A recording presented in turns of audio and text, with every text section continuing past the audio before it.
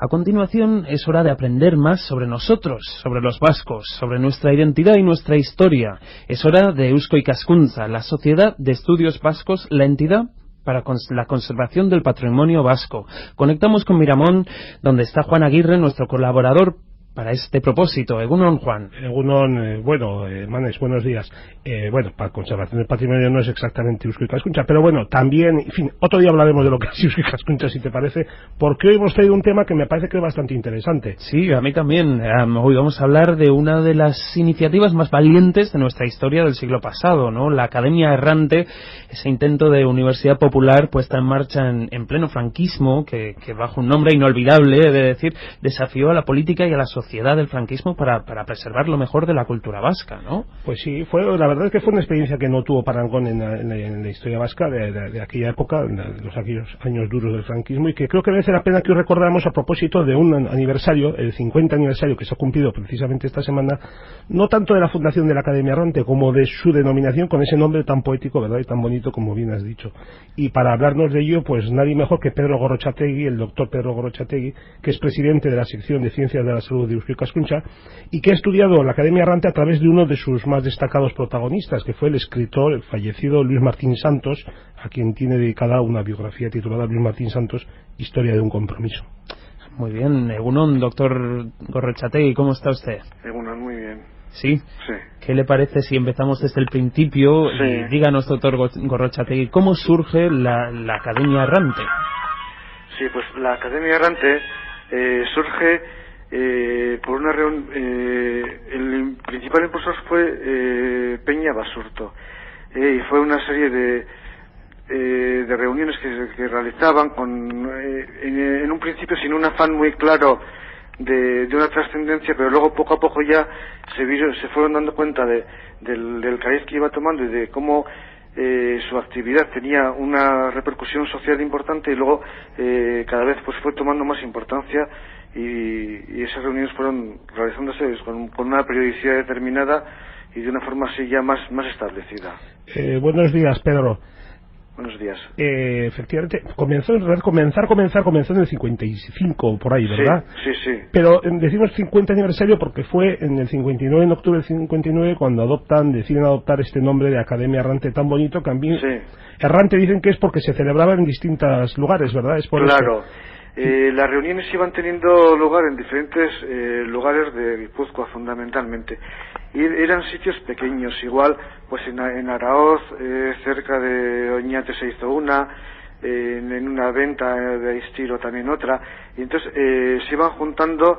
El que los convocaba en principio era Luis Peña Basurto, pero luego ya era Ángel Cruz Jaca, que era una persona que tuvo mucha importancia cultural y que era de Zumarra.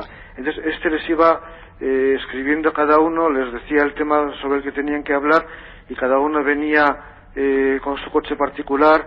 Iban dejando los coches un poco disimulados por la zona para que no se diera cuenta nadie de que se juntaba mucha gente en un lugar determinado, y tenían la reunión con una comida, y a los postres de la comida es cuando cada uno daba su charla o lo que había preparado sobre un tema concreto.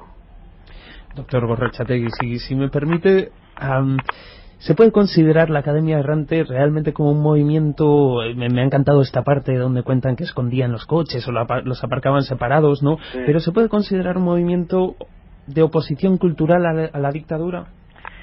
Yo creo que es que la dictadura, todo lo relativo a la cultura vasca estaba como negado. Entonces no es que era una oposición a la dictadura, era un tratar de un resurgir cultural, que a la dictadura no le sentaba bien ese resurgir cultural, pero no era para ir en contra de la dictadura, era eso, tratar de aumentar el nivel cultural y hacer una reflexión sobre los vascos y sobre el futuro de los vascos. Hubo temas tan interesantes como el País Vasco ante Europa, entonces que se juntaran en una venta 20 o 15 personas para plantearse a ver el País Vasco ante Europa, cómo tenía que ir, o hablar de la generación del 98, pues eran temas culturales que no eran para ir en contra de nadie, eran para tratar de impulsar la reflexión sobre lo vasco y sobre la cultura vasca. Pero quizás ahí reside también esa importancia que tiene con nuestra identidad, digamos. Claro. ¿No? En todo caso, Pedro, para el régimen no sería muy cómodo ver esta gente, aunque había gente de todas las ideologías, ¿verdad? Incluso Claro. algunos, había también franquistas, en fin, franquistas reformistas y tal, pero claro, supongo que no sería del agrado absolutamente. Bueno, alguno de los miembros de la Academia Errante participó en el 62 en aquello que se llamó por el franquismo el contubernio de Múnich, ¿verdad? Que fue un movimiento europeo que convocó a personalidades españolas para discutir sobre el futuro. Es decir, supongo que, bueno, también hay que ponerse en la época. El fundador al que usted ha citado, Luis Pedro Piña Basurto, que tenía aquí en la calle Mayor de San Sebastián la librería Grafos, ¿verdad? Que ahora recordamos. A este hombre lo multaron, hay que situarse en la época, fíjese lo que voy a decir.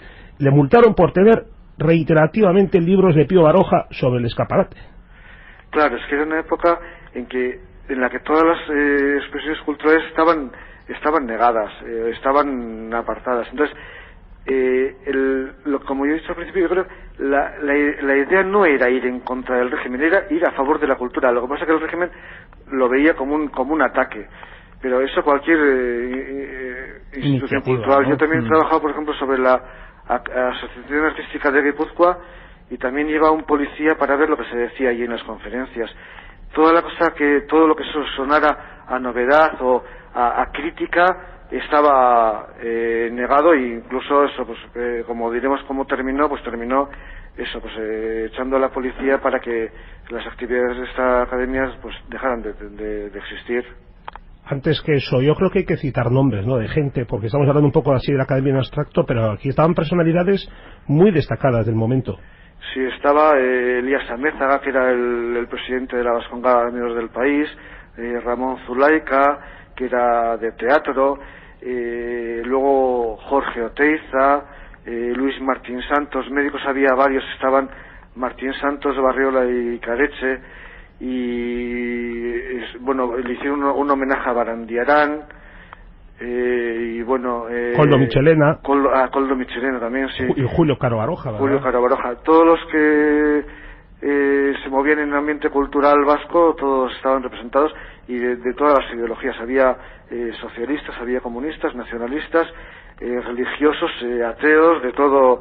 Era había un clima de... No sé si oye bien ahora. Sí. ¿Se ha cortado? No, perfecto. Pedro, ¿se oye muy bien? Sí, se oye muy muy bien. Perfecto, sí. Hay un problema ahí. Sí.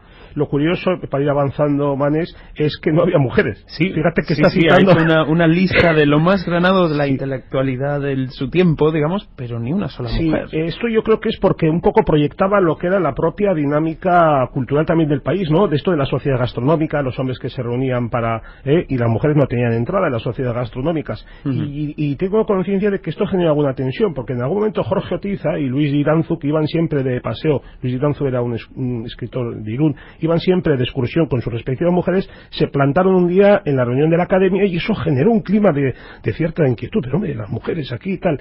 Y más adelante, Idoia Stornés, historiadora, que sus padres participaban en la academia, su novio de aquel momento, solicitó por escrito participar en la academia y se le denegó.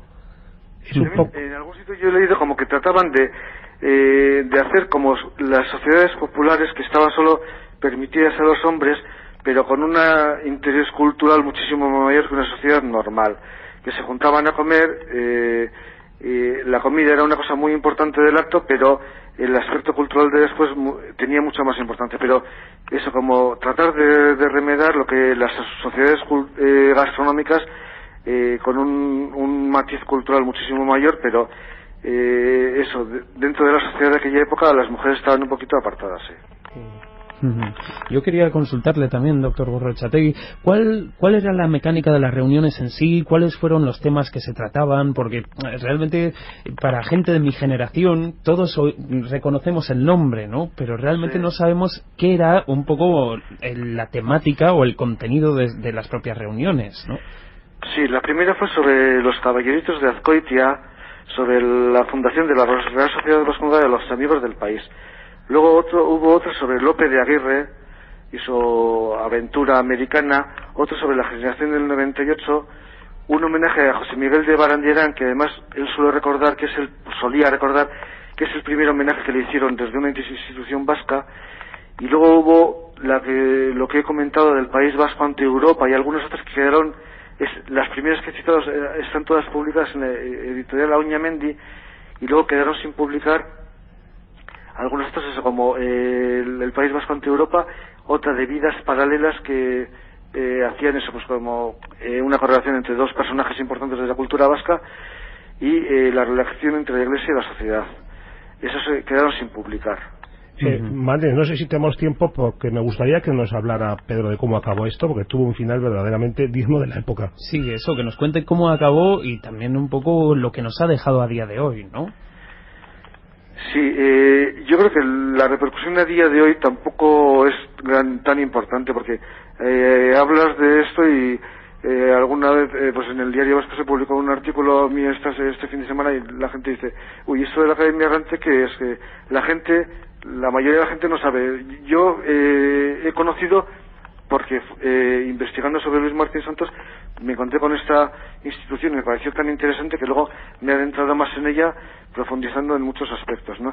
Pero la gente en general no sabe, pero y el final que tuvo fue que Ángel Cruz Jaca era recadista. Entonces le amenazó a la policía el comisario Melitón Manzanas, que era famoso en aquella época por las torturas y eso, que iba a dejar propagandas políticas en los transportes que hacía y le iban a meter a la cárcel. Entonces eso, pues se cortó de raíz porque la policía ya dijo que esto, pues que quería cortarlo de alguna forma. Doctor Gorrotxategi, muchísimas gracias por habernos aclarado un poco la Academia Errante, que ya le digo que mucha gente de mi generación la conoce de oídas, pero ahora la conocemos un poquito más. Muchas gracias, Egunon. Gracias a vosotros. Y Juan, espero que hablemos en breve de nuevo, porque estamos revelando muchas cosas ahí. Muy bien, Manes. Es que ricasco. Agur. Agur.